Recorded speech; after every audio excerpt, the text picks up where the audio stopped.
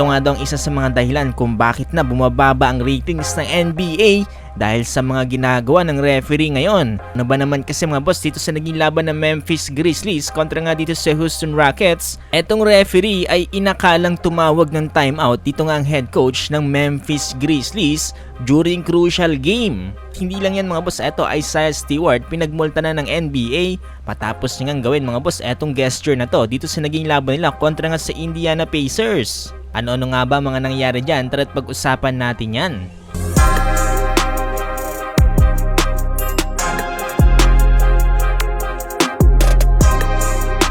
Dito muna tayo sa naging laban ng Memphis Grizzlies kontra nga dito sa Houston Rockets. Eto sobrang crucial ng laban. Laman ng isang puntos dito ang Rockets, 119-118 with less than 20 seconds remaining dito nga sa fourth quarter.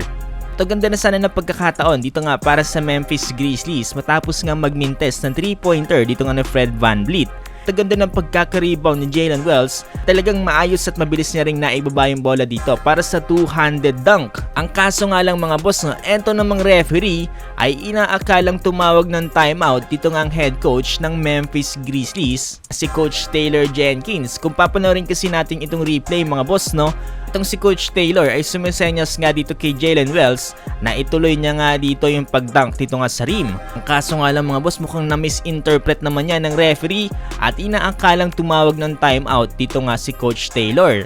Tina nga lang talagang pumabor pa para sa Memphis Grizzlies dahil nakapagdala naman ng 2 free throws dito nga si JJJ. Lumamang sila ng isang puntos 120-119 with last 7 seconds. Namintis nga dito ng Rockets ang kanilang huling tira 120-119. Grabe mga boss, ito na atang isa sa pinaka-valid na crash out na ginawa dito ng head coach. Samantalang dito nga sa naging laban ng Indiana Pacers kontra nga dito sa Detroit Pistons, yung siniko nga dito ni Isaiah Stewart, etong si Thomas Bryant, na pagkakatawag sa kanya ng flagrant foul type 2 at pagkaka-eject niya dito sa game, ay may ginawa siyang gesture mga boss na talagang bawal sa NBA. Ito lang naman mga boss yung parang gun sign na nakatutok pa dito para kay Thomas Bryant. Dahil dyan mga boss, eto mukhang magtituno na etong si Isaiah Stewart dahil pinagmulta lang naman siya ng $50,000 at suspended pa ng isang game. Mukhang hindi na pwedeng makalusot mga boss sa NBA itong mga pinaggagawa ni Isaiah Stewart at tinuturuan na siya ng leksyon ngayon.